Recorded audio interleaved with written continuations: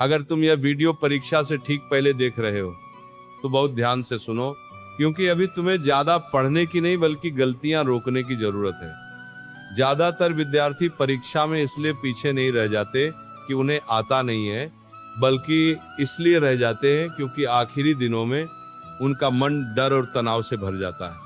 जब मन घबराया हुआ होता है तब दिमाग साफ काम नहीं करता और जो चीजें पहले आती थी वही परीक्षा हॉल में धुंधली लगने लगती हैं।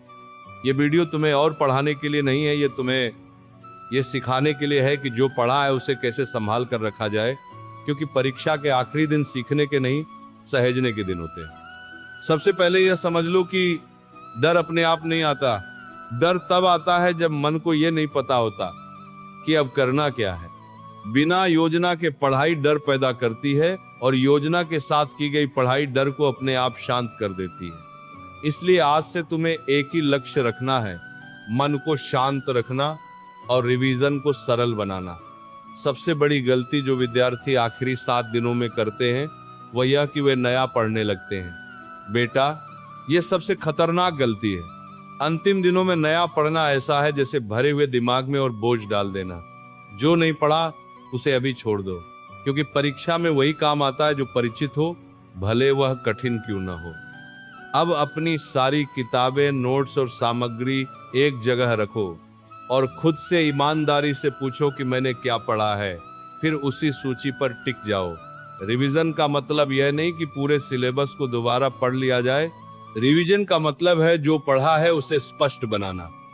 अब दूसरा नियम समझो, दिन में ज्यादा घंटे पढ़ने की जिद मत करो। आखिरी दिनों में कम पढ़ो लेकिन साफा पढ़ो।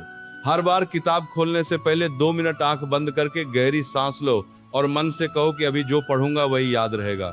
यह छोटा सा अभ्यास दिमाग को पैनिक से बाहर निकालता है और फोकस को बढ़ाता है। तीसरा नियम यह है कि रिवीजन सिर्फ पढ़ने से नहीं होता, रिवीजन लिखने और बोलने से होता है। जो तुम पढ़ते हो उसे खुद को समझाओ, कागज पर मुख्य बिंदु लिखो, दीवार को पढ़ाओ, क्योंकि जो लिखा और बोला जाता है वही दिमाग में टिकता है। साइलेंट रीडिंग आखिरी समय में सबसे कम असर करती है। अब डर की बात सुनो।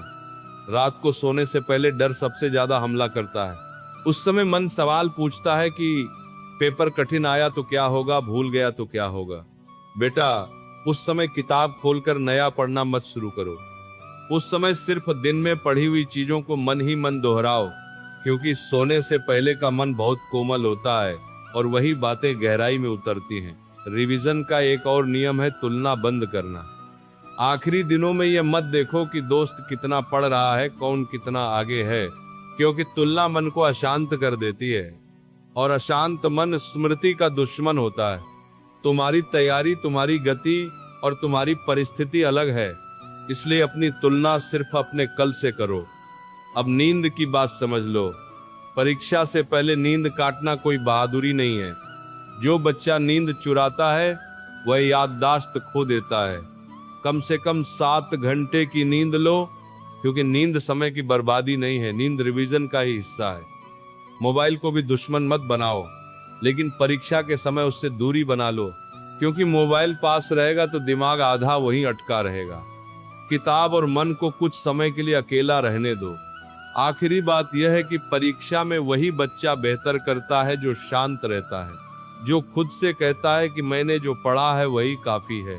वही बच्चा पेपर में स्पष्ट सोच पाता है।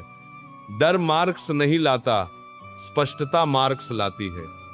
इसलिए आखिरी दिनों में बस 3 बातों का पालन करो। कम पढ़ो, साफ पढ़ो और शांत रहो। जो पढ़ चुके हो उस पर भरोसा रखो, खुद पर भरोसा रखो और मन को बेकार के डर में मत उलझाओ। अगर यह बातें तुम्हें सही दिशा दे रही हो तो वीडियो को लाइक करके जाना और चैनल को सब्सक्राइब कर लो, ताकि ऐसे समय में तुम्हें घबराहट नहीं बल्कि मार्गदर्शन मिले। अब ज्यादा सोचने की जरूरत नहीं है। जा किताब खोलो और शांत मन से रिवीजन शुरू करो, क्योंकि तुम जितना सोच रहे हो उससे कहीं ज्यादा तैयार हो। राधे राधे।